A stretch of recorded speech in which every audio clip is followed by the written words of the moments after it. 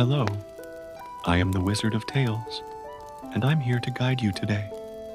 I know this video is the perfect companion to help my dear dreamers relax and drift off to sleep before we dive into a world of calm and serenity. Don't forget to like the video, subscribe to the channel, and let me know where you're watching from and what time it is for you. Now, get cozy, take a deep breath, and let the magic of stories embrace you.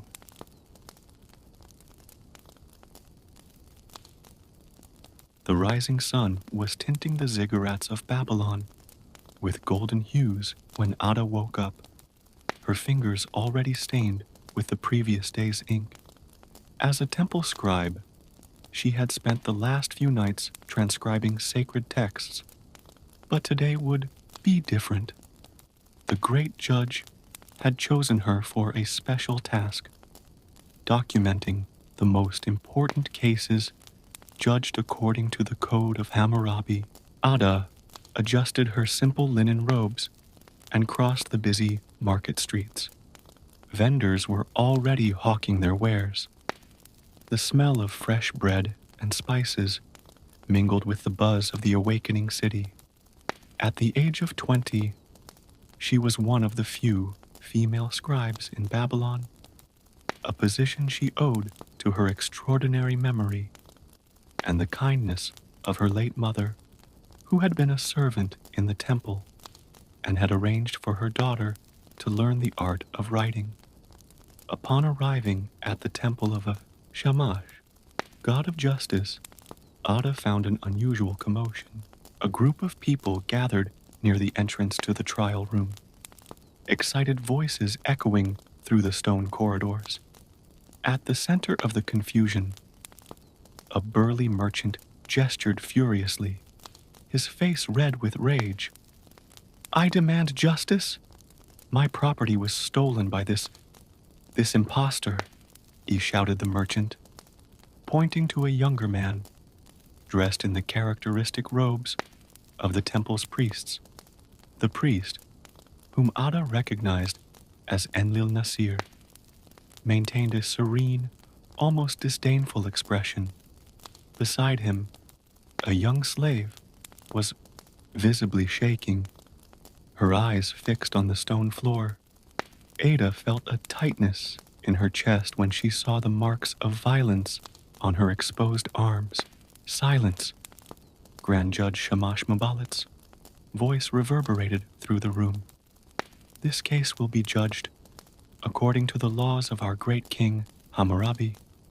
Scribe, come forward." Ada walked forward, feeling the weight of the eyes on her. The great judge, a middle-aged man with piercing eyes, gestured for her to sit next to his stone throne. "You will record every word of this trial," he ordered. The merchant, who introduced himself as Imgur Sin, was the first to speak. His story was apparently simple.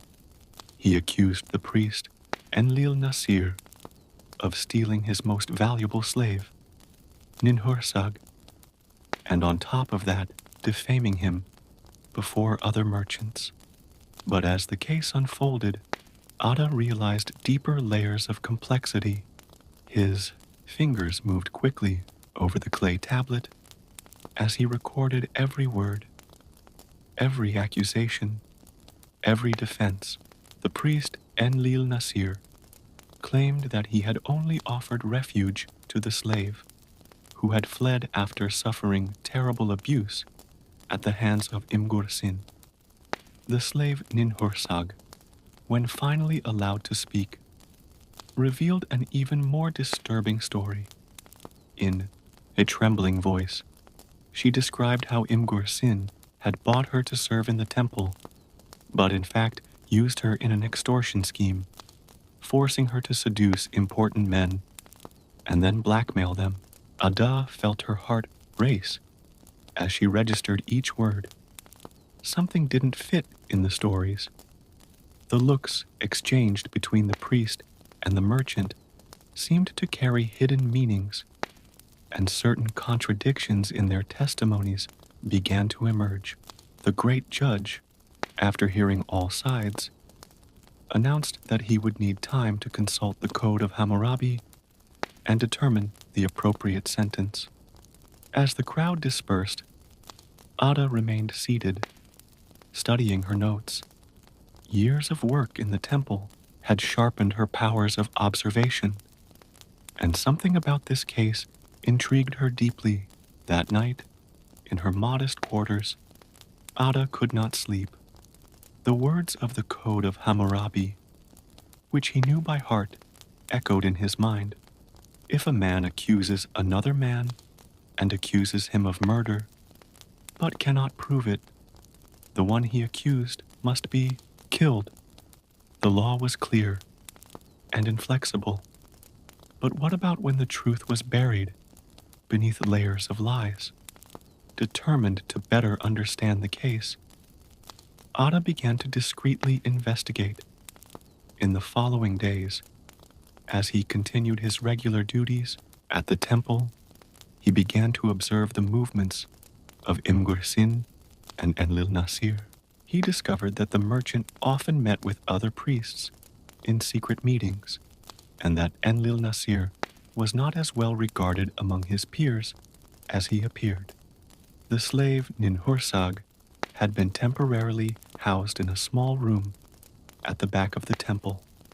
One afternoon, Ada got a moment alone with her. The young slave, still scared, revealed details that she had not dared to mention during the trial.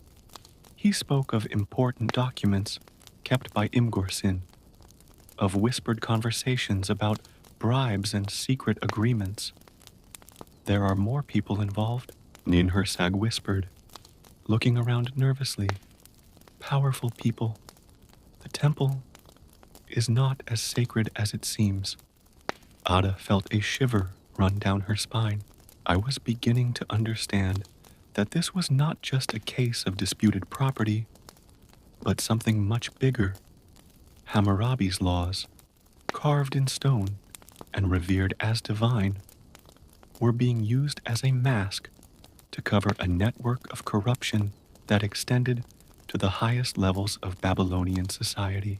As she walked back to her quarters that night, Ada realized she was faced with a crucial choice.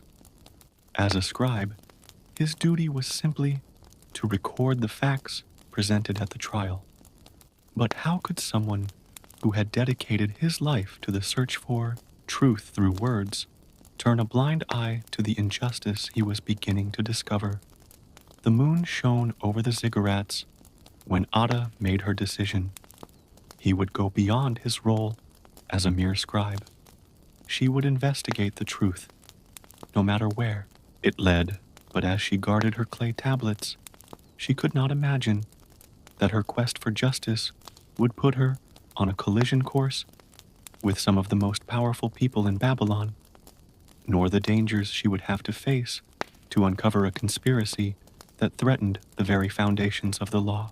The next morning, Ada returned to the temple earlier than usual. The quiet of the early hours would allow him to investigate without attracting attention. Her suspicions about the conspiracy kept her awake, and she knew she needed to act cautiously. While organizing the tablets from the previous day, he noticed the presence of Shamash Mubalit, the great judge, talking in a low voice with another priest in one of the corridors, pretending to be absorbed in her work. Ada pricked up her ears. The merchant is getting impatient, the priest whispered. He threatens to reveal everything if we don't resolve this quickly. The great judge replied something that Ada couldn't catch, but his expression was serious. When they walked away, she reflected on the meaning of that conversation. Clearly, there was more at stake than a simple dispute over a slave. During the afternoon, while transcribing other documents, Ada noticed an unusual movement of messengers entering and leaving the temple. One of them, a young man named Idin, was known for his discretion and loyalty to the temple. Taking advantage of a moment when he passed by her table, Ada called him. Idin, could you help me with these boards? They are too heavy to carry alone, she asked. Strategically, the young messenger hesitated for a moment, but eventually agreed. As they walked together through the corridors, Ada began a casual conversation that, little by little, led to the case she was investigating. It must be tiring carrying so many messages to the merchant Imgur Sin, she commented, as if she didn't want anything. Eden almost dropped one of the boards. How do you know? The temple corridors have eyes, Ada replied vaguely, and ears too. The messenger looked nervous, but something in Ada's determined look made him trust her. In a low voice, he revealed that he had been a witness to secret meetings between Imgur Sin and several temple priests, including some who were not directly involved in the case. They exchanged documents, Idin muttered. And they are not common temple documents. They are different records, some even in languages I don't know. This information set off an alert in Ada's mind. As a scribe, she knew all types of documents that normally circulated in the temple. The existence of secret records suggested activities they did not want discovered. That same afternoon, Ada decided to visit Ninhursag again. The slave was calmer than the day before, but still showed fear. Little by little, she revealed more details about the scheme she was involved in. It wasn't just extortion, Ninhursag confessed. Imgur Sin used me to obtain information about business transactions, other merchants' secrets, even about judges' decisions before they were announced. What about the priest Enlil Nasir? Asked Ada. What is your real role in all this? Ninhursag hesitated before responding. He's not as innocent as he seems. At first, I thought he was helping me, but his voice trailed off. He is also part of the scheme. He uses his position in the temple to facilitate illegal negotiations. As the conversation unfolded, Ada began to form a clearer picture of the situation. The temple, supposedly a place of justice and truth, was being used as a front for an elaborate network of espionage and commercial manipulation. At dusk, while organizing her discoveries, Ada was surprised by footsteps approaching her small workroom. She quickly hid her personal notes and pretended to be busy with official documents when Enlil Nasir entered. Working late, scribe? He asked, with a smile that didn't reach his eyes. Just keeping up with the records, sir, Ada replied, maintaining a neutral tone. The priest approached his table, examining the boards with apparent interest. You have done an exceptional job documenting the case, he commented. I hope you're only recording what's necessary. The threat veiled in his words did not go unnoticed. Ada felt a chill run down her spine, but maintained her composure. I record only the truth, as my duty demands. The truth, laughed Enlil Nasir softly. An interesting word. Sometimes the truth can be dangerous to those who seek it too eagerly. After he left, Ada remained motionless for a few moments, her heart beating fast. The priest's visit confirmed their suspicions. They knew she was investigating. I would need to be even more careful from now on. That night, as she walked home through the dark streets of Babylon, Ada realized she was being followed. Shadows moved silently behind her, keeping their distance but always present. Using her knowledge of the city's alleys, she managed to lose her pursuers. But the message was clear. She was messing with powerful forces that would not hesitate to silence her. In her quarters, by the flickering light of an oil lamp, Ada reviewed everything she had discovered. The pieces of the puzzle began to fit together, revealing a much bigger scheme than I had initially imagined. The slave's case was just the visible tip of a plot that involved corruption, espionage, and manipulation of the very laws that were supposed to guarantee justice. While sleep didn't come, Ada reflected on her next action. He had enough evidence to take his findings to someone higher up. But who could be trusted? The very system that was supposed to protect justice was corrupt, and she no longer knew who to trust. One thing was certain. He couldn't back down now, even if it meant facing even greater dangers. She was determined to expose the truth. Hammurabi's code preached justice above all, and she would honor those principles even if those charged with preserving them had forgotten them. The next morning, Ada made a risky decision. If he wanted to find out more about the conspiracy, he would need access to the secret documents mentioned by Idine. He arrived at the temple even earlier, when only a few beginning priests were performing the morning rituals. Taking advantage of the stillness of the moment, he went to the restricted area where important documents were kept. As a scribe, I was allowed access to certain areas, but I knew that the records I was looking for would be in more private locations. Using his knowledge of the temple's routine, he managed to sneak into a small chamber adjacent to the Grand Judge's office. There, hidden behind common tables of business records, he found what he was looking for: documents written in codes that mixed different languages, something that only someone with his training in writing could decipher. Quickly, he began to make copies of the most important parts on small fragments of clay that he hid in his clothes. "What are you doing here so early, Ada?" Shamash Mubalat's voice took her by surprise. The Grand Judge stood at the entrance to the chamber, his expression unreadable. Ada felt her heart racing, but she maintained her composure. "Sorry, sir. I was organizing the case records for the continuation of the trial," she replied, trying to keep her voice steady. The great judge watched her for a long moment before speaking. "You have always been a dedicated scribe.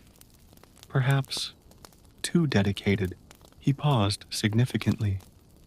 "There are things in the temple that are best left unquestioned, Ada, for your own safety." Before she could respond, voices were heard approaching. Imgur Sin, the merchant, entered the chamber, accompanied by 2 temple guards. Upon seeing Ada, his face contorted into an expression of fury. "It's her," he exclaimed. "The scribe who has been asking inconvenient questions. My informants saw her talking to the slave." Shamash Mubalat raised his hand, silencing the merchant. "Calm down, Imgur Sin. Ada is just doing her duty as a scribe. Your duty does not include sticking your nose where it doesn't belong," shouted the merchant. "I demand she be removed from the case." At that moment, Ada realized she needed to act. With a quick movement, he took advantage of the argument between the men to escape the chamber. He ran through the corridors of the temple, his heart beating wildly, the clay fragments weighing down his clothes. She managed to get to the main courtyard, but she knew she wasn't safe. She needed to find someone who could help her, someone with enough authority to confront the corruption she had uncovered. It was then that he remembered Nabonidus, a retired former judge known for his integrity, who lived on the outskirts of the city. As she crossed the busy streets of Babylon, Ada realized she was being followed again. This time, they were the temple guards, more visible and determined than the shadows from the night before. He mingled with the market crowd, weaving between merchant stalls and groups of buyers. On his way, he met Idun, the young messenger. Upon seeing her distressed expression, he immediately understood that something was wrong. "I need your help," Ada whispered. "I have to get to Nabonidus' house without being seen." Idun hesitated only for a moment before nodding. "I know a way through the alleys. Come." As they made their way through narrow alleys and little-known passages, Ada told Idun what she had discovered. The documents revealed a complex scheme. The temple was being used to manipulate important commercial decisions, favoring certain merchants over others. The slave Ninhursag was just one piece in a much larger game. They used the code of Hammurabi as a front, Ada explained, as they hid in a dark alley. Laws that are supposed to protect the people are being distorted to benefit the powerful. After a tense journey through the city, they finally arrived at Nabonidus' modest residence. The former judge, a man with white hair and a penetrating gaze, listened attentively as Ada explained her findings. "That explains a lot," he said, examining the clay fragments Ada had brought. "I had long suspected that something was wrong at the temple, but I never got any concrete proof." "What can we do?" asked Ada, aware that time was running out. Soon, his absence from the temple would be noticed. Nabonidus reflected for a moment. "There is a council of elders that meets every full moon to discuss important city matters. They are respected men and women who are not under the influence of the temple. If we present this evidence to them..." A noise from the street interrupted the conversation. Heavy footsteps approached. Ada and Idun exchanged worried looks. "By the back," whispered Nabonidus, indicating a side door. "Go to the artisan district. Look for Ishtar Shumukin. She is a member of the council, and you can trust her. I will delay whoever is coming." Once again on the run, Ada realized that she was in the middle of a much bigger battle than she had initially imagined. It wasn't just about justice for a slave or exposing a corruption scheme. It was about the very essence of the laws that governed Babylon, about the true meaning of the Code of Hammurabi. As they headed to the artisan district, Ada knew there was no turning back. He had chosen his side in this battle, and now he would need to face the consequences of his choice. The words of the code echoed in his mind. "So that the strong may not harm the weak, so that justice may be done for the orphan and the widow." It was time to prove that these words still meant something in Babylon. The artisan district was buzzing with activity when Ada and Idun arrived, panting from the race. The smell of molten metal and burning wood filled the air as artisans worked in their open workshops. It was a good place to hide. The narrow, crowded streets made it difficult for their pursuers to spot them. "How will we find Ishtar Shumukin?" whispered Idun, still vigilant. Ada observed the movement around. Artisans always know everything that happens in their district.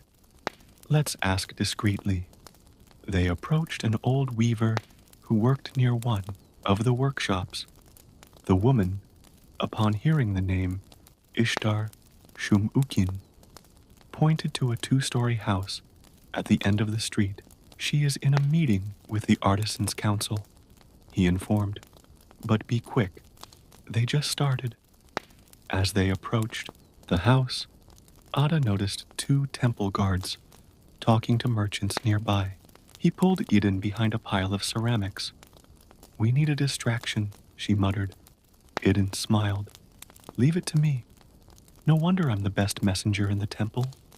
Before Ada could protest, he ran towards the guards, accidentally bumping into a table full of ceramic vases. The noise and confusion that followed were enough for Ada to sneak into the house. On the upper floor, he found a room where several people were gathered. Ishtar Shumukin, a middle-aged woman with a haughty bearing, presided over the meeting. When Ada burst into the room, all heads turned to her. Forgive my intrusion, Ada said, trying to catch her breath, but I bring urgent information about a conspiracy in the temple of Shamash. Ishtar Shumukin gestured for her to come closer. Nabonidus warned us you would come. Show us what you discovered.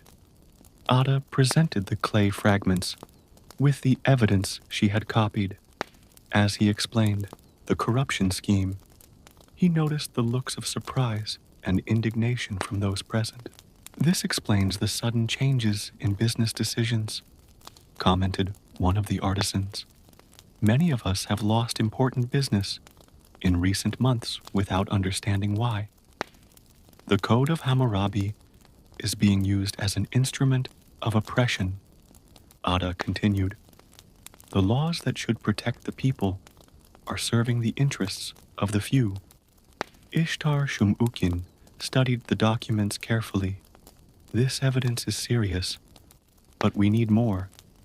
We have to prove that the Grand Judge himself is involved. At that moment, screams were heard coming from the lower floor. Heavy footsteps climbed the stairs. The temple guards, someone exclaimed. This way. Ishtar Shumukin opened a side door that led to a terrace. There is a passage that connects the houses. I will hide the documents. Return to the temple as if nothing happened.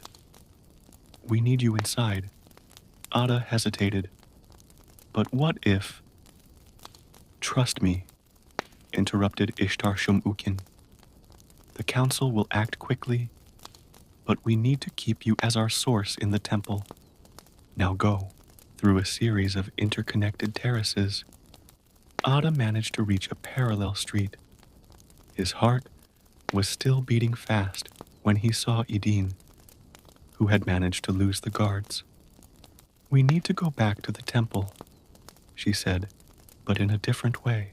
As they hurriedly walked through the streets of Babylon, Ada planned her next move. I knew it would be dangerous to return to the temple, but Ishtar Shumukin was right. They needed someone inside. I'm going to need your help, Idin, she said. You will need to monitor all messages passing through the temple over the next few days. The young messenger nodded. You can count on me, but be careful. I heard the guards saying that Imgursin is furious. He wants your head. As they approached the temple, Ada adjusted her clothes and tried to look as normal as possible. He entered through the main gates, as he did every day, greeting the guards with a casual wave. He found his workroom exactly as he had left it, but something was different. On his desk was a small clay tablet with a message. Not everyone in the temple is your enemy. There are others who desire justice. Look for the sign of the rising sun. The message was unsigned, but it gave Ada a new perspective. She was not alone in her struggle. As he organized his writing tools, he began to observe the other temple servants more closely. looking for signs of possible allies. The rest of the day passed in controlled tension. Ada maintained her normal routine, transcribing documents and participating in the usual temple activities. But his senses were alert, capturing every glance, every whispered conversation, every suspicious movement. At dusk, when most of the servers had already left, Ada remained in her room, apparently absorbed in her work. In fact, I was waiting for an opportunity to investigate further.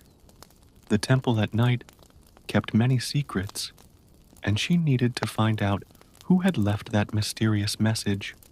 Moving silently through the dark corridors of the temple, Ada followed the path towards the sacred library. The words of the mysterious message echoed in his mind as he searched for any sign of the rising sun. The silver moonlight streaming through the tall windows created dancing shadows on the stone walls. Suddenly, a subtle movement caught his attention. A hooded figure disappeared behind a column. Ada hesitated for a moment, but decided to follow her. The hallway led her to a small chamber she had never noticed before, hidden behind an antique tapestry. Inside the chamber, he found not only the hooded figure, but a small group of people. Among them, some scribes and priests he knew by sight. On the wall, a discreet symbol of the rising sun was carved into the stone. "Welcome, Ada," said a familiar voice. It was Ninlil, one of the temple's oldest priestesses, removing her hood. "We were hoping it would find our signal. We are a group that has long observed and documented corruption in the temple," explained another member, an elderly scribe named Urnamu. "But we needed hard evidence, something you were able to gather." As they spoke, Ada began to understand the true extent of the situation. This secret group had spent years building a case against the temple's corrupt, but was always missing the final piece of the puzzle, the evidence she now possessed. "The Council of Elders will meet in 3 days," Ninlil reported. "We must act before Imgur Sin and his allies realize how much we know." The following days were an exercise in nerves. During the day, Ada maintained her normal routine, but every moment was full of tension. Through Idin, he received and sent coded messages to the secret group and to Ishtar Shumukin. The day before the board meeting, Ada was transcribing documents when she noticed unusual movement. Imgur Sin and Enlil Nasir hurriedly entered the room of the great judge. Through the half-open door, he managed to capture fragments of the heated conversation. "We need to get rid of all evidence. The scribe knows too much." During the festival of Shamash, his heart sped up. The festival of Shamash would take place the following night, just as the Council of Elders would meet. They planned to use the confusion of the celebration to cover up something. Quickly, he sent Idin with messages for his allies. The secret temple group met one last time to finalize their plans. Every detail needed to be perfect. On the night of the festival, the streets of Babylon were filled with celebrants. Torches lit the paths. Music and dancing filled the air. At the temple, a special ceremony was being held. With all the important priests present, Ada watched from the temple entrance. When she saw Imgur Sin and his men moving stealthily toward the archives, it was the moment they had been waiting for. With a discreet signal, he put the plan into action, while Eden distracted the guards with a supposed urgent message. Members of the secret group strategically positioned themselves. Ishtar Shumukin and the Council of Elders, who had been alerted, arrived accompanied by their own guard. The confrontation was quick and decisive. Imgorsin and his accomplices were caught trying to destroy compromising documents. The evidence Ada had gathered, combined with years of secret records from the temple group, made an irrefutable case. In the name of the true spirit of the Code of Hammurabi, proclaimed Ishtar Shumukin before the gathered crowd, these men will be judged for their crimes against justice. In the days that followed, a major cleaning was carried out in the Afra temple. The grand judge has been removed from office, replaced by a council of judges committed to true justice. Ninhursag received her freedom and a place as a servant in the temple, this time protected by new laws that guaranteed rights to slaves. Ada continued her work as a scribe, but now with expanded responsibilities. She was appointed to lead a new group of scribes dedicated to ensuring transparency in judicial decisions and the correct interpretation of the Code of Hammurabi. On a quiet morning, as she recorded the events of the past few weeks, Ada reflected on her journey. The sun was rising over Babylon, dyeing the ziggurats with the same golden tone that they had on the day it all began. But now, the words he carved into the clay carried new meaning. That the strong may not harm the weak, she wrote, quoting the code, and that justice may prevail, not only in the words engraved in stone, but in the hearts and actions of those who serve the temple.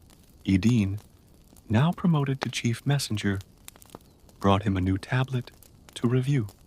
He smiled when he saw the symbol of the rising sun discreetly marked in the corner, a constant reminder that true justice requires eternal vigilance and the courage to stand up for what is right. And so, as Babylon continued its daily life, Hammurabi's legacy found new guardians, people committed not just to the letter of the law, but to its deeper spirit. The young scribe who dared to question the system had become a symbol of hope, proving that a single person, armed with courage and truth, can indeed change the course of justice.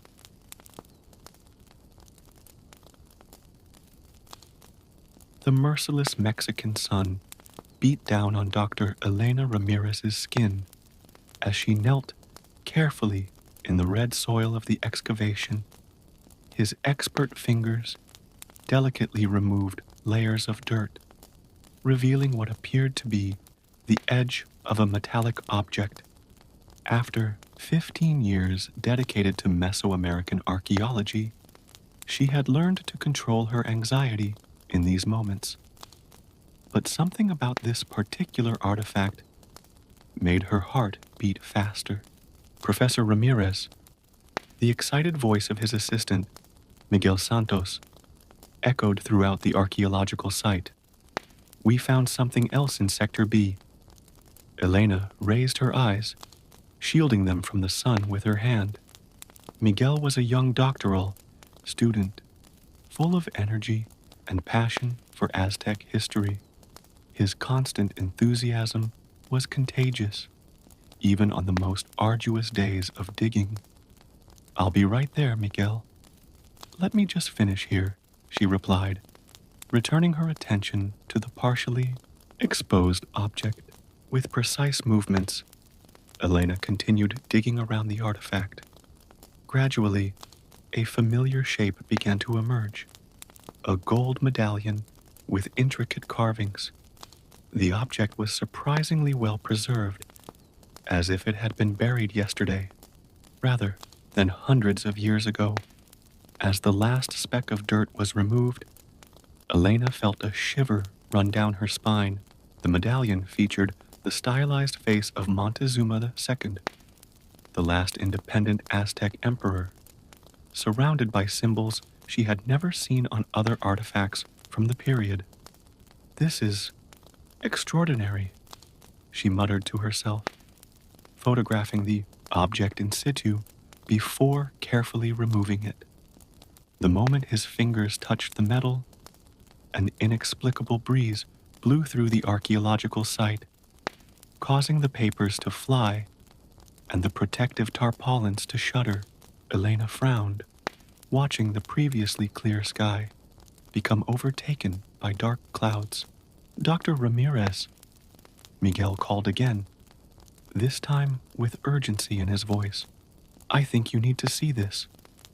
Elena placed the medallion in an evidence bag and headed to Sector B, where Miguel and 3 other team members were gathered around a new discovery.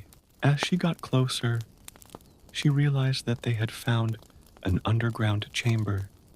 "We got a first reading with ground-penetrating radar," explained Dr. David Chen, the team's geophysicist. "The chamber appears to extend at least 20 meters in all directions."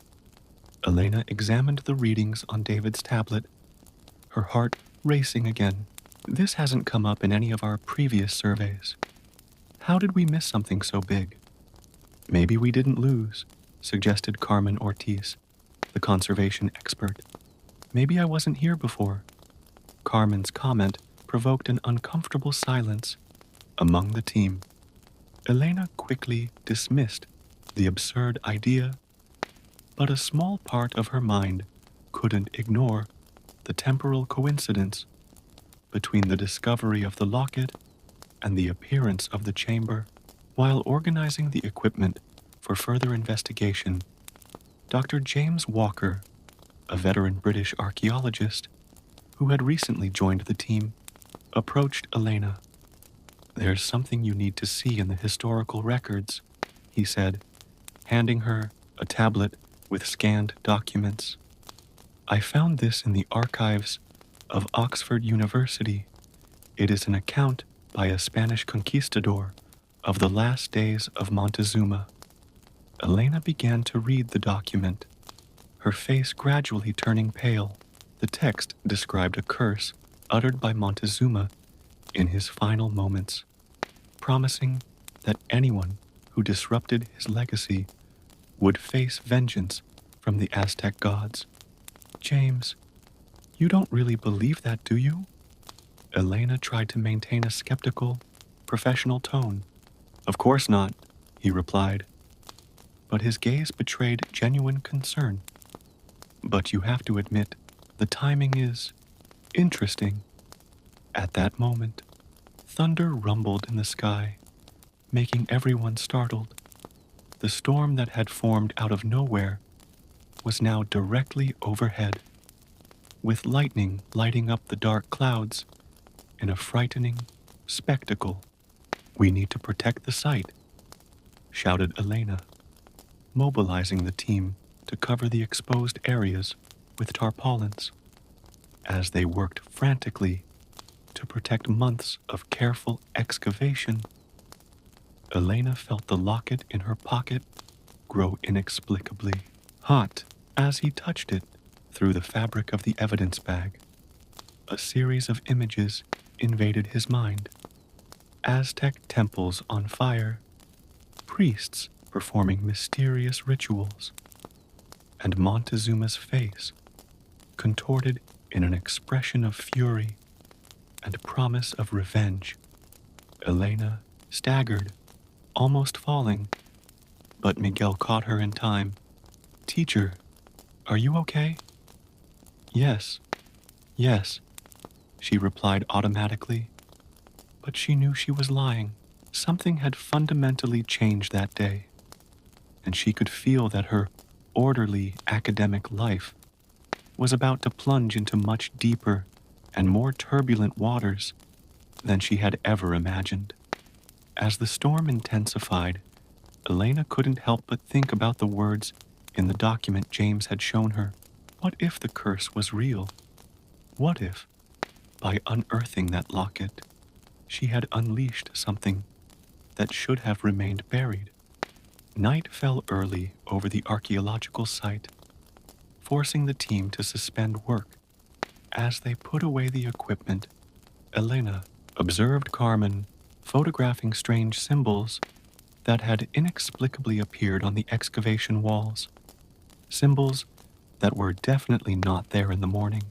Tomorrow, thought Elena, we will begin to understand what we have really discovered here. But a voice in her mind, a voice that sounded ancient and ominous, whispered that she had already set events in motion that could not be stopped. The locket in his pocket remained warm, a silent promise that his life, and possibly that of his entire team, was about to change forever. The night slowly dragged on in the makeshift camp near the archaeological site. Elena couldn't sleep, tossing and turning restlessly on her camp bed, while the locket, now stored in a special security box, seemed to pulse with an energy of its own on the other side of the tent. The events of the previous day continued to torment her. The visions he saw when he touched the medallion were too vivid to be just a product of his exhausted imagination. He got up and, with a flashlight, looked again at his notes on the mysterious symbols that had appeared on the walls of the excavation. Dr. Ramirez, Carmen's voice sounded from outside the tent. Sorry to bother you so late, but I think you need to see this.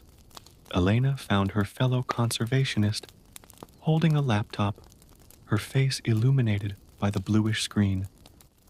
The photos I took of the symbols, they changed. What do you mean? They changed. Elena frowned, picking up the computer. The images Carmen had photographed during the afternoon now showed different patterns, as if the symbols themselves had rearranged themselves on the walls. Even more disturbing, they seemed to form a coherent message. I managed to make a preliminary translation, Carmen said, her voice shaking slightly. It's a warning, Professor. It talks about those who disturb the Emperor's sleep. A sharp scream cut through the night, coming from the direction of the archaeological site. Elena and Carmen ran outside, finding other team members already on the move. Miguel was at the front of the group, his flashlight dancing frantically over the entrance to the newly discovered chamber. There's something down there, he shouted, his voice mixing fear and excitement. I saw lights as if they were burning torches. Dr. James Walker arrived at the scene, adjusting his glasses. Impossible. We sealed the entrance completely before. His words were interrupted by a deep, resonant sound coming from the depths of the earth, like an ancient drum beating in a steady rhythm. The ground beneath his feet vibrated gently in time. Elena felt an inexplicable compulsion to return to her tent. Running back, he opened the security box and grabbed the locket, which was now warm to the touch. As I held it, the visions returned, but this time with more clarity. He saw Aztec priests performing a complex ritual, depositing sacred objects in secret chambers. Each object was part of a larger set, a key to something much more significant. The medallion was just the first. Teacher! Miguel had followed her to the tent. The symbols on the walls, they're glowing. Back at the farm, Elena witnessed an impossible spectacle. The hieroglyphics emitted a faint greenish light, pulsing in time with the underground drum. Dr. Chen was using his equipment to take readings. The electromagnetic activity is off the charts, he reported, his eyes fixed on the monitors. And there's something else. The radar is detecting changes in the structure of the underground chamber. It's as if it's expanding. Elena held the locket tightly, feeling it resonate with the vibrations of the place. A sudden realization hit her. It's not the chamber that's changing, she said. It's our perception of it. The locket. It's a key. He approached the chamber entrance, ignoring his team's protests. The medallion seemed to come to life in his hands, the carvings glowing with the same greenish light as the symbols on the walls. Elena, no. James tried to stop her, but she was already too close to the entrance. The medallion suddenly began to levitate, pulling Elena toward the darkness of the chamber. On impulse, she released it, and the object floated to a perfectly carved recess in the wall that no one had noticed before. The moment the medallion clicked into place, the ground shook violently. The team retreated, except Elena, who remained mesmerized by the spectacle before her. The walls of the chamber seemed to dissolve, revealing a much wider and more elaborate corridor, with walls covered in jade and gold. "My God," whispered Carmen, who had approached with her camera. "It's a temple, an entire Aztec temple, perfectly preserved." Dr. Chen consulted his equipment, again in disbelief. "That's impossible. Nothing like that showed up on the scanners, until now, because it wasn't here to be found." Elena replied, her voice distant. "I was waiting for the locket, waiting for us."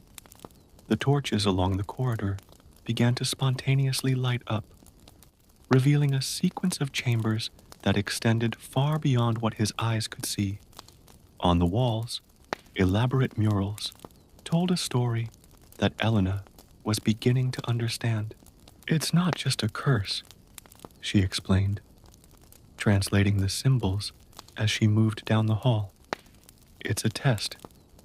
Montezuma didn't just want to protect his treasures. He wanted to make sure they fell into the right hands." James approached, fascinated by the murals. "But why? Why so much elaboration?" "Because..." Elena stopped before a particularly impressive mural, showing a figure that could only be Montezuma, wielding an object of unimaginable power. What he protected was far more important than any material treasure. The underground drum increased its rhythm, and more symbols began to glow along the walls, forming a path that stretched deep into the temple. Elena knew they had crossed the point of no return. The true nature of their discovery was just beginning to reveal itself, and with it, the true dangers they would face. Miguel, who was frantically photographing everything, suddenly stopped. "Teacher, look." He pointed to a sequence of symbols that had just lit up. "These are coordinates from other locations. Other medallions," Elena added, her mind quickly connecting the dots. "This is just the first. There are more, much more to be found." A supernatural wind blew through the corridor, extinguishing some torches and lighting others, as if the temple itself was trying to show them the way forward. Elena felt the weight of the responsibility she had taken on by unearthing the medallion. It wasn't just an archeological discovery. It was the beginning of a journey that could reveal secrets capable of changing the understanding of human history. And somewhere, deep within that impossible temple, something awaited his arrival. Elena and her team cautiously advanced through the temple corridor, their footsteps echoing off the ancient jade and gold walls. The air was thick with a mix of expectation and apprehension. The coordinates discovered by Miguel had revealed the location of 4 more medallions, spread across different archeological sites in Mexico. "We need to document everything before moving forward," said Carmen, methodically photographing each section of the walls. "I've never seen anything like this in my entire career." Dr. Chen continued to monitor his equipment, which was now giving out increasingly erratic readings. "The energy in this place, it's like we're inside a living electromagnetic field." As they continued, Elena noticed that the murals on the walls were beginning to tell a darker story. The images showed Montezuma conferring with his priests, preparing for something far beyond the arrival of the Spanish conquerors.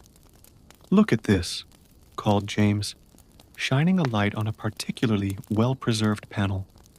"It seems that Montezuma knew his empire would fall. These rituals, he was preparing something for the future." Elena translated the inscriptions adjacent to the mural. He wasn't just preparing for the fall. He was creating a mechanism for resurrection. A sudden tremor shook the temple, causing small fragments of stone to fall from the ceiling. Miguel, who was a few meters ahead, cried out in surprise as the ground beneath his feet began to move. "Miguel!" Elena ran towards him, but stopped abruptly when she saw what was happening.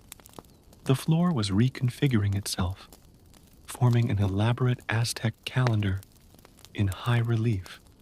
In the center, a circular depression seemed to wait for something. Something the exact size of the medallion they had found. "It's a mechanism," noted Dr. Chen, passing his sensors over the structure.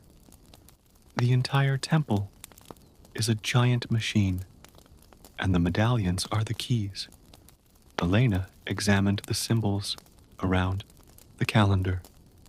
Each medallion represents a different element: water, fire, air, earth, and something else.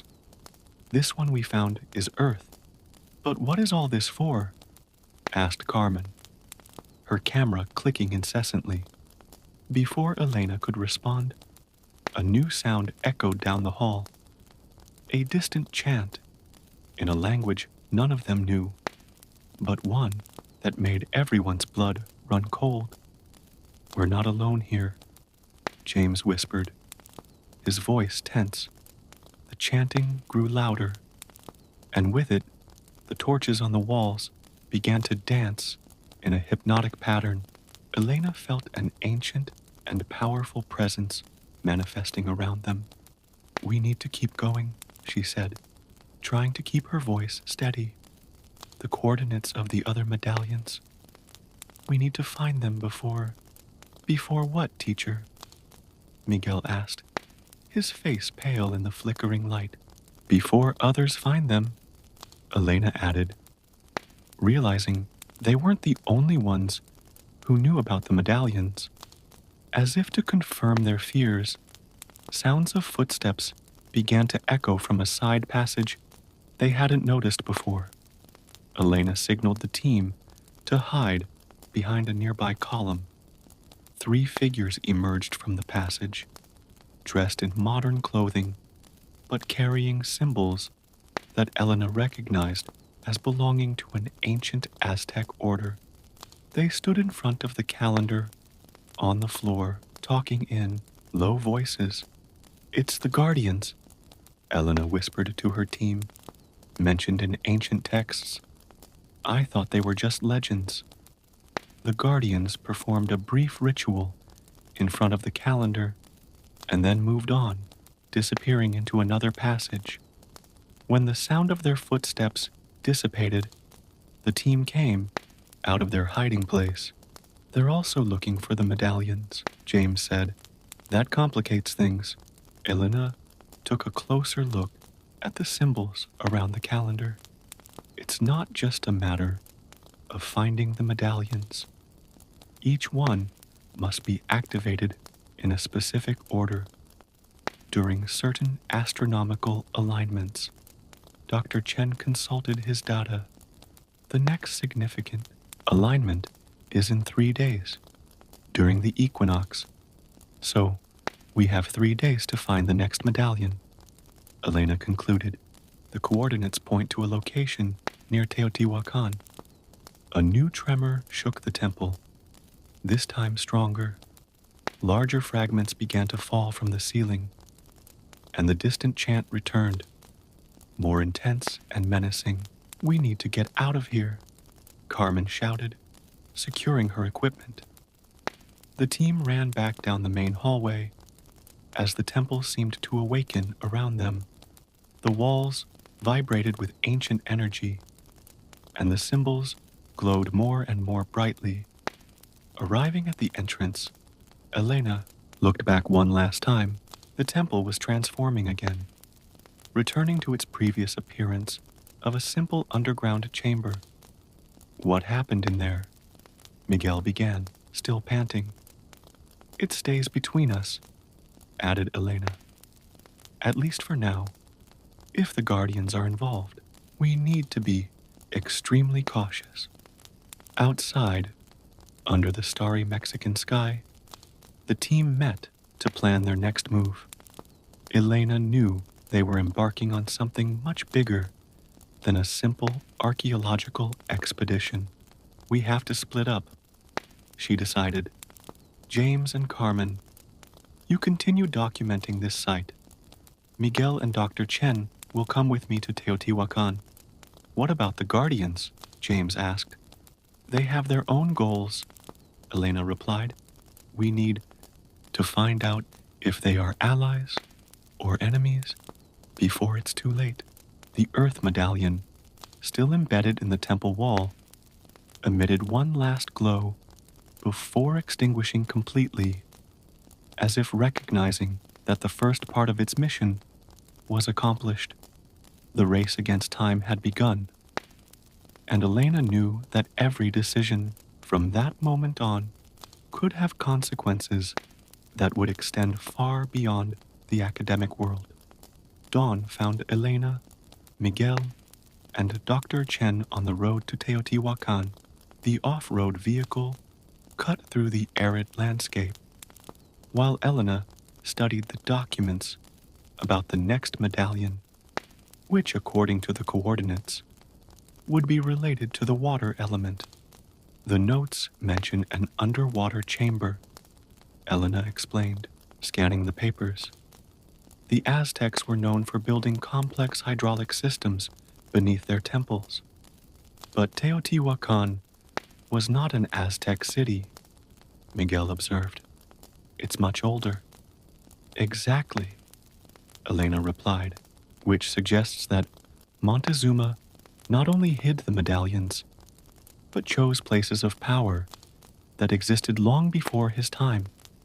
Dr. Chen, who was driving the vehicle, consulted his instruments on the dashboard.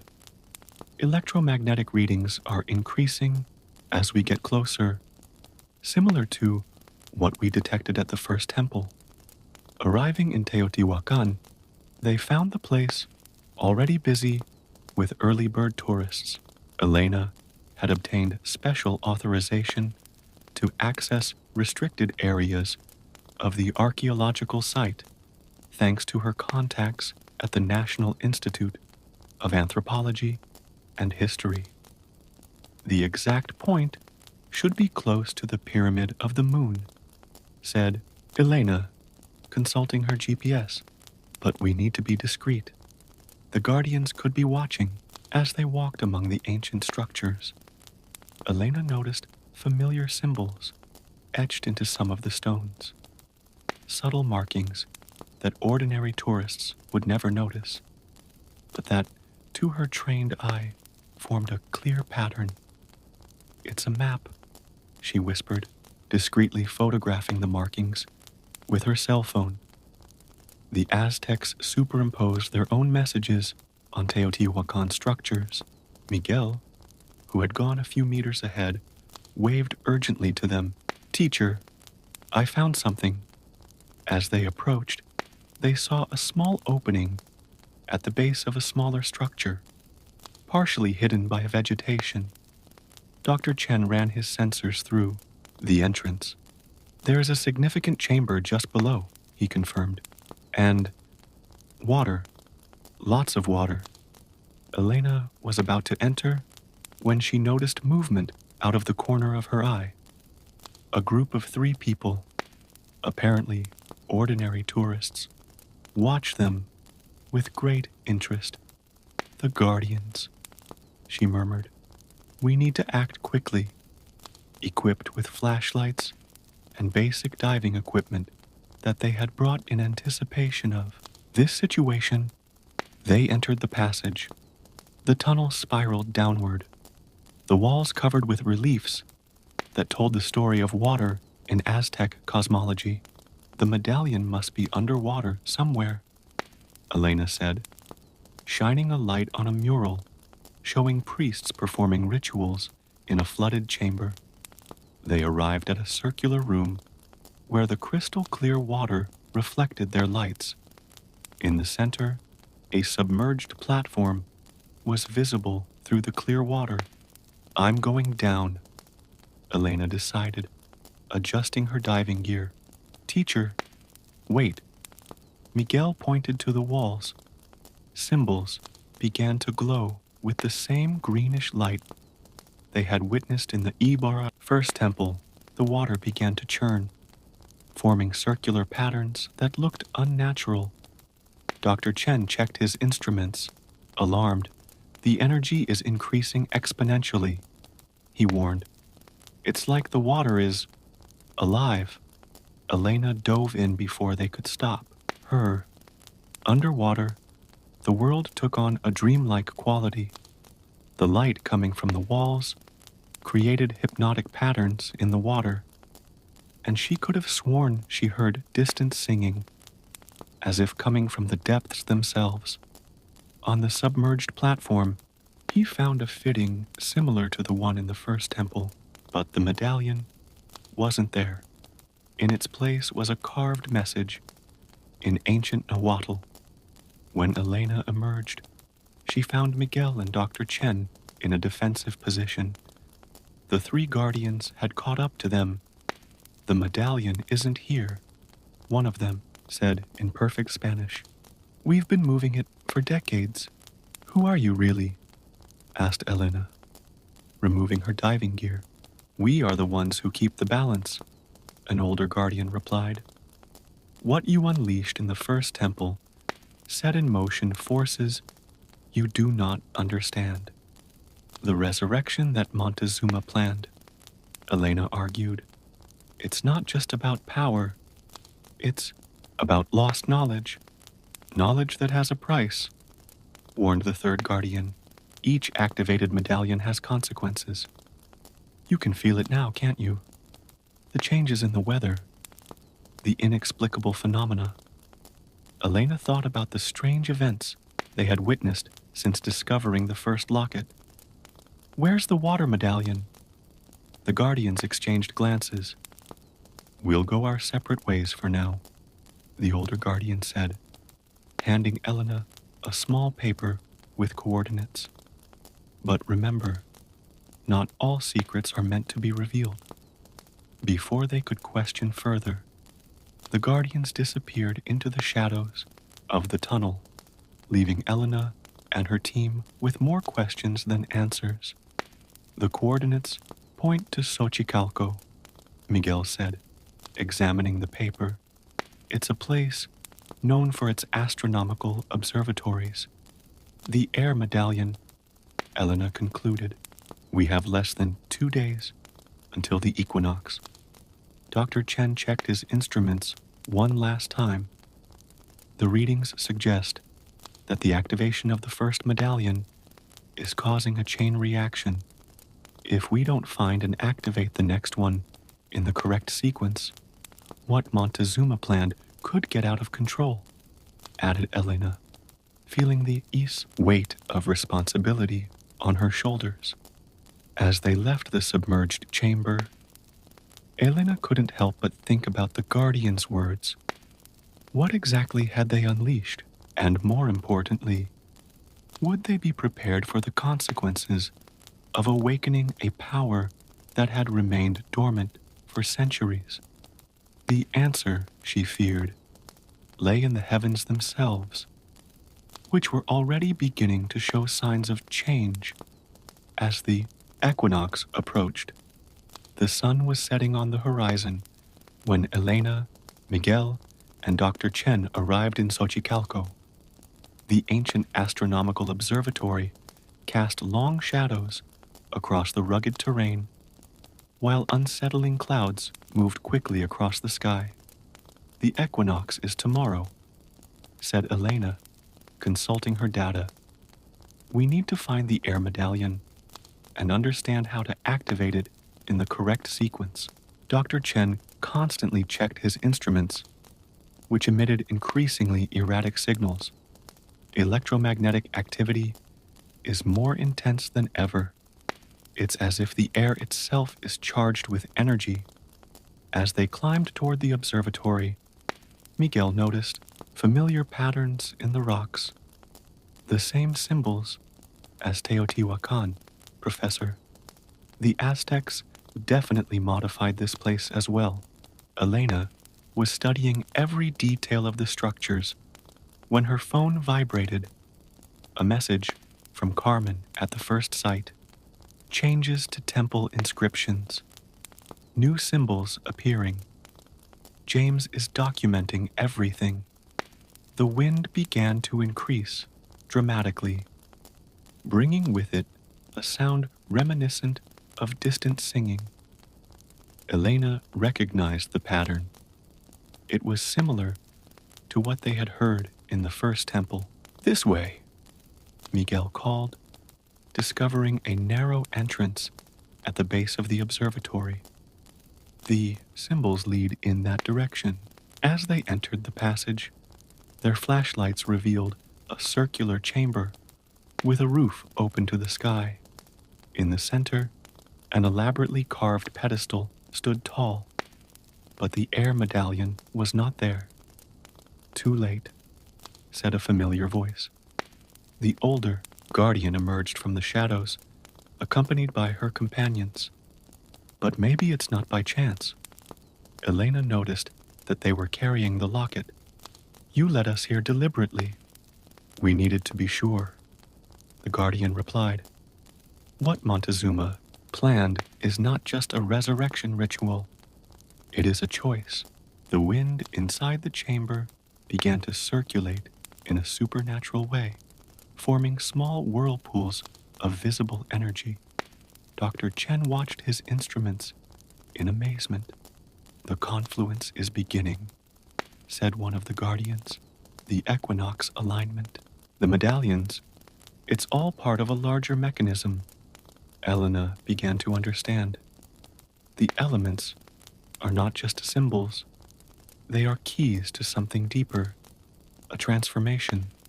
The Guardian nodded, extending the air medallion to Elena. Now you understand why secrets were protected for so long. The power for change that Montezuma hid was not for revenge, but for renewal. As Elena held the medallion, visions flooded her mind. She saw ancient civilizations in harmony with natural forces that modern science was barely beginning to understand. He saw lost knowledge that could transform the world or destroy it. The four elements, when united, explained the Guardian, open a portal to ancient wisdom, but this knowledge demands a price. Miguel and Dr. Chen approached, feeling the growing energy in the chamber. The wind now swirled in complex patterns, creating luminous symbols in the air. The Earth Medallion has awakened the ancient foundations, the Guardian continued. That of water, which we keep safe, governs the tides of change. This, of Air controls the winds of destiny. And the last, fire, Elena added, the ultimate catalyst, which must be activated at the exact moment of the equinox, confirmed the Guardian. But first, you must make your choice. Elena looked at her team, at the Guardians, at the symbols dancing in the air. What choice between knowledge and safety? Replied the Guardian. What Montezuma preserved could transform human understanding of the universe, but it could also unleash forces beyond our control. The wind picked up, and through the opening in the ceiling, Elena saw the stars aligning in meaningful patterns. The moment of decision was approaching. That's why you tested us, she realized. It wasn't about finding the medallions, but about understanding their true nature. Each generation has its guardians, said the old woman, and every era has its moment of choice. Elena held the air medallion tightly, feeling its power resonate with the first medallion. Still in the original temple, an ancient connection awakened, promising revelations beyond imagination. It's not a choice between knowledge and safety, she finally declared. It's about wisdom, to use what we discover. The Guardians exchanged looks of approval. The wind in the chamber began to calm down, forming one last pattern of symbols in the air. The fire medallion is in Malinalco, revealed the Guardian, where the eagle warriors perform their rituals. You have until the equinox to make the final activation. Elena looked at her team, who nodded in silent agreement. They had started out as archaeologists searching for artifacts, but now they were part of something much bigger, guardians of knowledge that could change the world. Montezuma's curse, she reflected, was never a curse. It was a test, a path for those who were ready. As they left the observatory under the starry sky, Elena knew that the real journey was just beginning. The air medallion gently pulsed in their hands, a reminder of the power and responsibility they had assumed. Somewhere, the fire medallion waited, the last key to knowledge that had lain dormant for centuries. And with the equinox approaching, the time for the final choice and its consequences was almost upon us. The wind blew one last time, carrying with it echoes of ancient wisdom, as Elena and her team prepared for the final chapter of their extraordinary discovery. The real curse, she now knew, was not what was buried, but the weight of the choice they would have to make.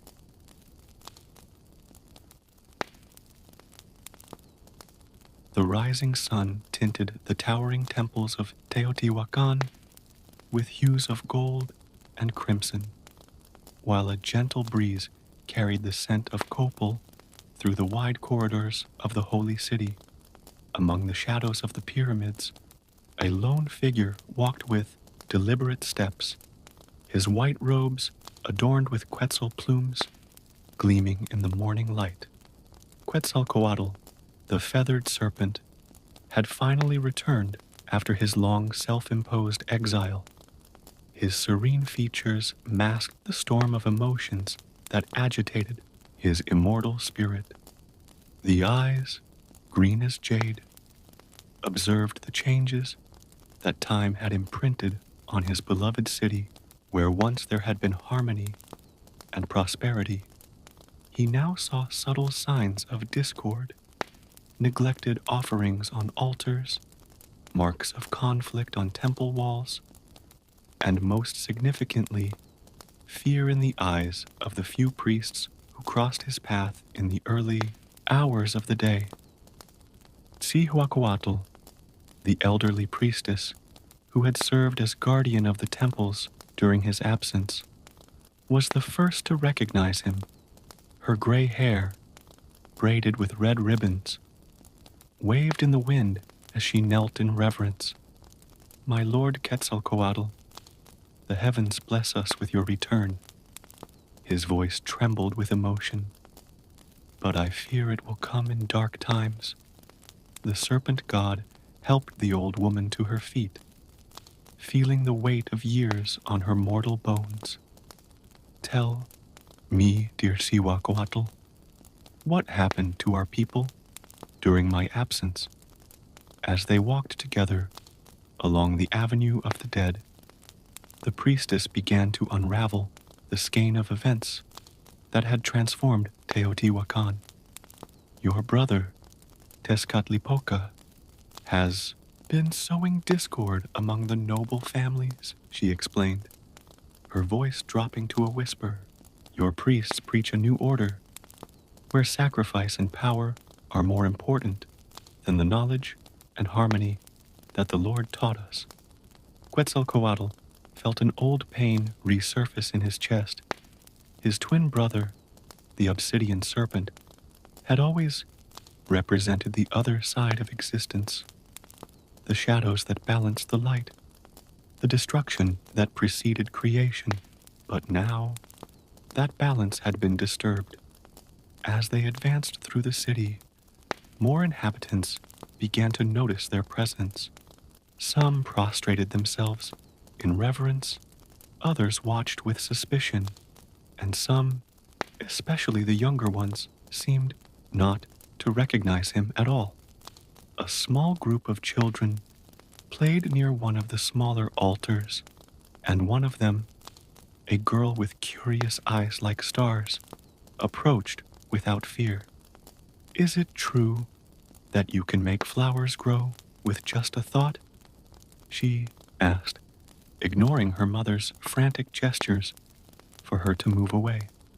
Quetzalcoatl smiled, kneeling down to the child's level. With a gentle movement of his hand, a small bed of samote flowers sprouted between the paving stones. The moment of enchantment was interrupted by a serious sound of drums coming from the great temple. The rhythm was different from what Quetzalcoatl remembered. More aggressive, more urgent. Cihuacoatl turned pale when he heard the sound. "The priests of Tezcatlipoca summoned the people to the midday ritual," she explained. They changed many of the old ceremonies. As they approached the ceremonial center, the magnitude of the changes became more evident. The ancient paintings that told stories of creation and harmony had been replaced by depictions of battles and sacrifices. The sweet aroma of copal was now mixed with a more metallic odor that Quetzalcoatl knew all too well. At the top of the main pyramid, a figure covered in a jaguar skin and adorned with obsidian conducted a ritual. Even from a distance, Quetzalcoatl could feel the dark energy emanating from the place. It was his brother's unmistakable signature, even if Tezcatlipoca was not personally present. "The nobles are divided into factions," Cihuacoatl continued, as they watched the crowd gathering in the square. "Some remain faithful to your teachings, my lord, but others have been seduced by the promises of power and wealth of your brother's followers. There are conflicts almost daily, and the old alliances with other cities are falling apart." Quetzalcoatl watched silently, his heart heavy with the knowledge of what would need to be done. His return would not just be a matter of resuming his place as the spiritual guide of his people. It would require facing his own brother in a conflict that could shake the very foundations of the cosmos. The flower girl was still following him, now holding one of the flowers he had created. "Why do some say you abandoned us?" she asked, with the innocence characteristic of children. Quetzalcoatl felt the weight of all the souls of Teotihuacan in his words. Sometimes, he replied softly, we need to step away to better understand our path. But now I'm back, and there's a lot of work to be done. His eyes lifted to the sky, where dark clouds were beginning to form, bringing with them the harbinger of a great storm. The sound of drums reached its crescendo, and Quetzalcoatl knew that the moment to reveal himself had arrived. The battle for the heart of Teotihuacan and the balance of the cosmos itself was about to begin. His brother, Tezcatlipoca, certainly already knew of his presence, and the forces of creation and destruction would once again meet in a clash that would determine the fate of all. The crowd thickened in the central square, while the drums maintained their relentless rhythm. Quetzalcoatl, still next to Tzihua and the little flower girl, watched the growing number of people who gathered for the ritual. The colorful robes of the nobles mixed with the simple attire of the merchants and farmers, creating a living mosaic that snaked between the monumental structures. The priest, covered in jaguar skin, raised his arms to the sky, his thundering voice echoing down the steps of the pyramid. Brothers of Teotihuacan, the great Tezcatlipoca shows us the path of strength. Through sacrifice, we will achieve the power that is ours. The words seemed to resonate with part of the crowd, especially among the younger warriors, who brandished their weapons in approval. Quetzalcoatl felt a subtle shift in the air, not just the harbinger of the coming storm, but a shift in the very fabric of reality. His brother was nearby, his presence a shadow that lay over the city like a blanket of obsidian. The little girl next to him trembled unconsciously, clinging tighter to the flower she was holding. Tsihuacoatl, he said softly, take the child to a safe place. What is about to happen is not for innocent eyes. The elderly woman nodded, understanding the gravity of the moment, and gently led the reluctant girl away from the square. As he ascended the steps of the pyramid, Quetzalcoatl's every step reverberated with an ancient power. Some of those present began to notice his approach, and a murmur of recognition spread through the crowd. The priest of Tezcatlipoca interrupted his speech, his eyes wide behind his jaguar mask. My people. Quetzalcoatl's voice sounded clear and melodious, contrasting with the priest's harsh tone. I see that much has changed during my absence, but some truths remain eternal, like the stars. As he spoke, small flowers sprouted among the stones of the pyramid, their petals dancing in the increasingly strong wind. The priest regained his composure, raising his obsidian-decorated staff. The time of flowers and sweet words is past. Feathered serpent, Teotihuacan needs strength to survive in these difficult times. Several warriors stood beside the priest, their weapons gleaming menacingly. It was then that a deep, dark laugh echoed through the square, making the hairs on the back of everyone's necks stand up. A figure emerged from the shadows at the top of the pyramid. Tezcatlipoca, in all his terrible majesty, his night-black skin reflected the light unnaturally, and his eyes burned like embers. My dear brother, he said, his voice a mixture of honey and poison. You finally decided to abandon your self-imposed exile. Did you miss the chaos we always bring to each other? A predatory smile played on his lips as he circled Quetzalcoatl. like a jaguar circling its prey. "You know why I left, brother," replied Quetzalcoatl, remaining calm even in the face of the imminent threat. "The balance needed to be maintained, but you have exceeded the limits of what is acceptable, even for the force of destruction you represent." The crowd watched in mesmerized silence as the two gods clashed. The sky darkened even more, and lightning began to streak across the horizon. The flowers that Quetzalcoatl had created began to wither under the influence of Tezcatlipoca's dark energy, but immediately others sprouted in their place. "Limits?" Tezcatlipoca laughed again. "We are gods, brother. We set the limits, and while you played gardener in your exile, I showed these people their true potential, the strength they can achieve through sacrifice and war. You corrupted them," Quetzalcoatl replied, his voice carrying an ancient sadness. "He transformed the sacred into profane, respect into fear."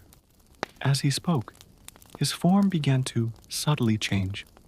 His plumes glowed with a light of their own, and his presence seemed to fill all the space around him. Tezcatlipoca also began to reveal his true form. Shadows moved around him like snakes of smoke, and the ground beneath his feet darkened as if it were being consumed by the night. "You were always so dramatic, brother. There is no corruption. There is only power, and those brave enough to seek it." A particularly loud thunderclap shook the pyramid, and the tension in the air became almost palpable.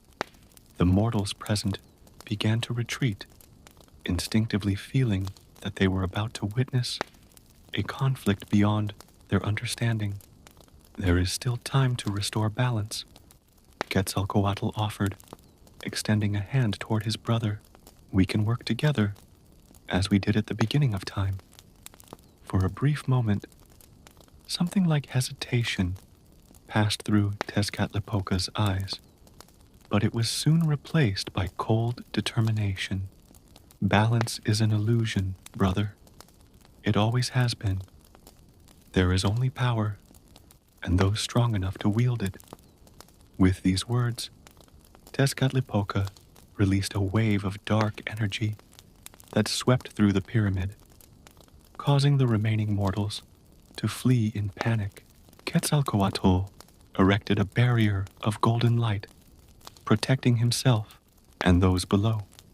The battle between the divine brothers was about to begin, and with it, the fate of Teotihuacan would be decided.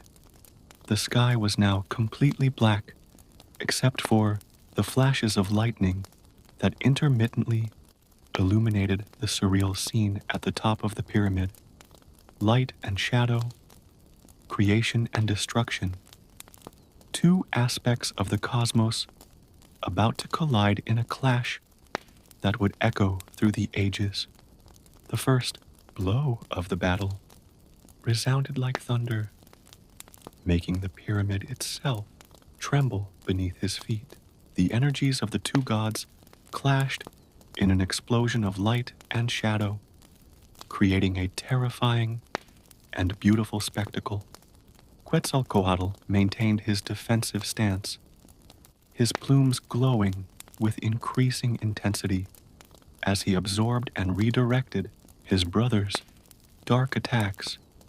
Tezcatlipoca moved like black smoke, his form alternating between human and bestial, his attacks increasingly ferocious.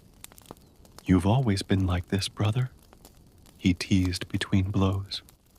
"Always on the defensive, always trying to protect these weak mortals. Why don't you show your true power?" Tezcatlipoca's words carried a challenge that Quetzalcoatl knew well. It was the same pattern that had led them to the previous conflict so many cycles ago. But this time, the feathered serpent was prepared. With one fluid movement, he transformed. The energy of the next attack into a swarm of butterflies of light that surrounded his brother, each carrying a memory of the times they worked together to maintain the balance of the cosmos. Our power was never destined for destruction's sake, replied Quetzalcoatl, his voice echoing with the wisdom accumulated during his exile. We are two sides of the same coin, brother. The darkness you represent is necessary, but it must dance in harmony with the light. For a moment, the images reflected in the butterfly's wings seemed to affect Tezcatlipoca's. His darkened form wavered, and through the mask of fury, Quetzalcoatl glimpsed something of the brother he had known at the beginning of time. But the hesitation lasted only an instant. With a roar that shook the heavens, Tezcatlipoca scattered the butterflies in a blast of dark energy. Harmony, look around you, brother. The world has changed while you hid. Mortals no longer seek your precious wisdom. They want power, strength, domination. The battle intensified, with both gods partially assuming their serpentine forms. Where their energies collided, reality and myth merged.